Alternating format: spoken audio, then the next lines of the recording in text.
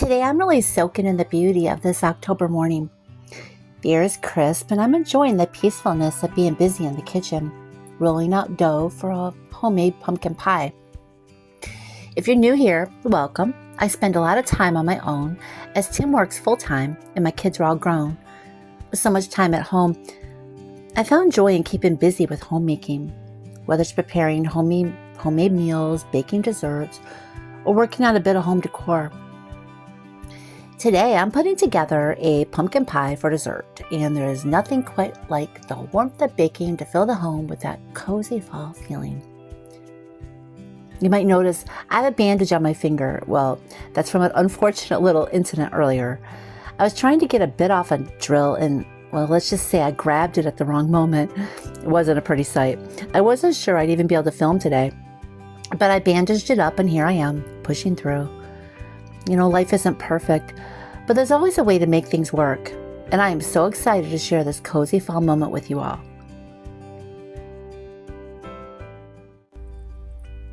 Tim always looks forward to pumpkin pie every year. It's his absolute favorite. He always gets excited when fall comes around because he knows it's time for pumpkin pie again. For years, I used to just buy them from the store up until about 5 or 6 years ago. But then I thought, why not give making it from scratch a try? I could do that. Through a lot of trial and error, I finally figured it out, and now I wouldn't go back to store-bought. It's definitely more work to make my own. The end result is always worth it. There's something special just about how homemade pumpkin pie tastes. It's richer, texture is just right. Plus, I absolutely love how the smell fills the kitchen while I'm baking. There's nothing quite like the scent of pumpkin, cinnamon, nutmeg floating through the house. Instantly makes everything feel cozier.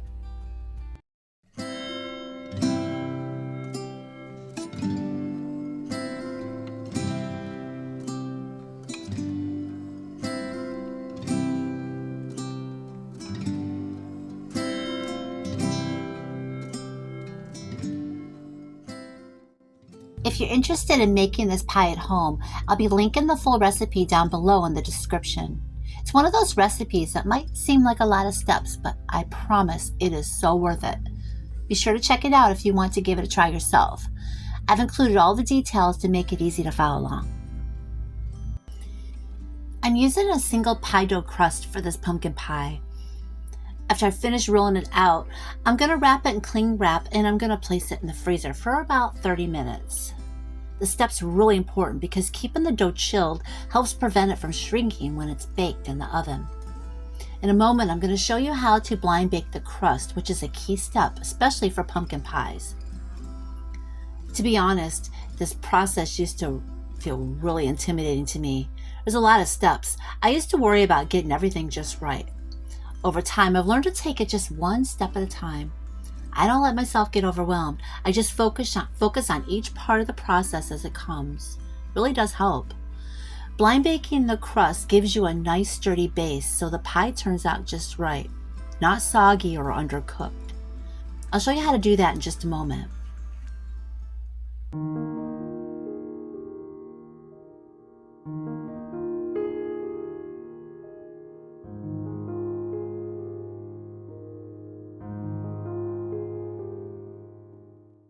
After your pie dough's been in the freezer chilling for about 30 minutes, you want to take it out and remove the cling wrap.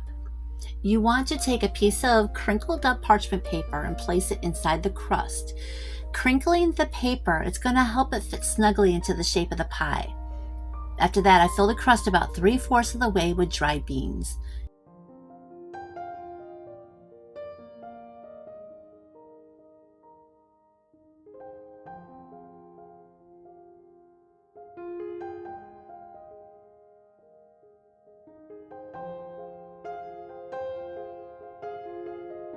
You can also use pie weights, but beans work just as well. Now this is called blind baking, and the beans help weigh down the crust so it doesn't puff up while it's baking. Blind baking, it's especially important for pies like pumpkin, which have a wet filling. Baking the crust ahead of time, it ensures that it stays nice and firm. It gives you a sturdy base for your pie. If you skip this step, you're probably going to end up with a soggy crust, which nobody wants. Now that the crust is all ready, I'm going to bake it for 425 degrees Fahrenheit for about 17 minutes, or until the edges start to turn just a little bit golden brown. And once the edges have a nice color, I'll take it out and I'm going to remove the beans and the parchment paper. Then I'm going to set it aside and let it cool just a little bit before I add the pumpkin filling. I've got all my jars set out, ready for when I start canning potatoes and carrots. Got a ton of them. My goal is to get them canned and stored away for winter. Something so satisfying about having jars of homemade food neatly lined up in the pantry, knowing that when the cold weather hits, we'll have plenty to rely on. It's a process, but one that I really enjoy, especially when I'm prepping for the colder months. I was all set to start canning today, but as I was getting everything ready, I realized I'm completely out of vinegar. It's a bit of a setback, but no big deal. Head to the store tomorrow to pick some up. Vinegar is such an important part of the canning process. I don't want to start without it. While I'm there, I'll grab some more jars because I don't have nearly enough for the amount of potatoes and carrots I've got ready to go. Tomorrow is actually Tim's birthday, so the timing works out well. I'm planning on making his cake tonight. It'll be red velvet, his absolute favorite. Every year I make it for him. It's become something of a tradition. Love being able to bake something special for him, especially on his birthday. It's just something about homemade desserts that makes celebrations feel a little more meaningful. We also have plans to go out to our favorite steak restaurant tomorrow, celebrate his birthday. It's a place we both love. It's nice to take a break from cooking every now and then to enjoy a meal out. After dinner, I'll swing by the store to pick up some vinegar and extra jars so I can get back to my canning. It's a bit of a busy day tomorrow. I wouldn't have it any other way. Been spending a lot of time recently refreshing the house, getting everything ready for the colder months ahead. Picked up a beautiful new rocking chair for the living room. It's quickly become one of my favorite spots to sit and relax. Adds such a cozy feel to the space, especially with the fall season in full swing. Also found a lovely quilt for the guest bedroom. Something about a handmade quilt that just makes a room feel warm and inviting. I've been making little changes here and there. It's amazing how much of a difference just a few small updates can make. One of the bigger projects I tackled recently was repainting the guest bathroom. It's been on my to-do list for a while. I'm so glad I finally got it done. I went with a clean white paint and paired it with green and black decor. The whole room feels so much brighter and fresher now. So amazing how a fresh coat of paint can completely transform a space. Really happy how everything is coming together. Little by little, the house is feeling refreshed and ready for the fall and winter seasons. I'll finish up with the canning as soon as I've got my supplies. In the meantime, looking forward to celebrating Tim's birthday tomorrow and enjoying the cozy updates I've made around the house.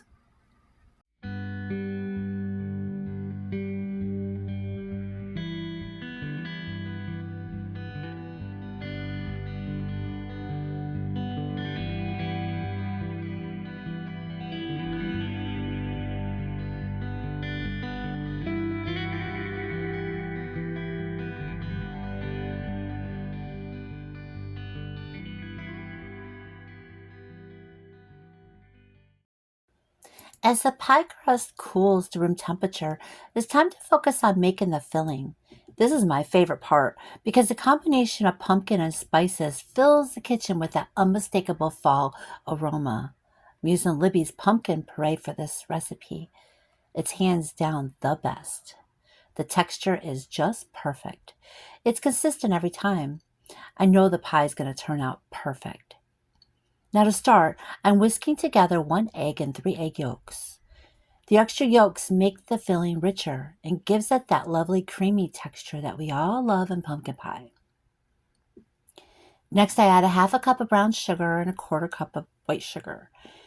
The brown sugar adds a depth of flavor, while the white sugar gives it just the right amount of sweetness without overpowering the spices. Spices, I keep it simple but flavorful. I'm adding 1 teaspoon of pumpkin pie spice and a 1/2 teaspoon of cinnamon.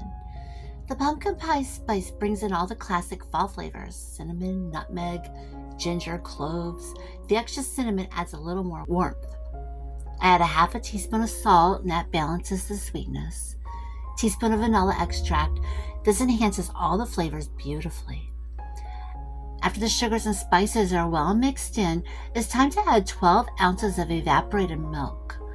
This gives the filling a rich, creamy texture without making it too heavy. It's a staple in any good pumpkin pie recipe. Once everything's in the bowl, give it a good whisk until everything is smooth and combined. Now, one little trick I've learned is to tap the bowl on the counter a few times before pouring the filling into the crust. It's going to knock out any air bubbles that might be hiding in the filling. Helps the pie bake evenly. It's a small step. Makes a difference when you want that smooth, perfect looking pie. Before pouring the filling, I reduce the oven temperature to 350 degrees Fahrenheit. After blind baking the crust at a higher temperature, so important to lower the heat so the filling cooks gently and evenly. I pour the pumpkin mixture into the cool crust and pop it back into the oven. The pie will bake for about 55 to 60 minutes or until it's nearly set. You know it's done when the edges are completely set, but the center is still a little wobbly, kind of like a cheesecake. The pie will continue to firm up as it cools, so don't worry if the middle isn't fully set when you take it out.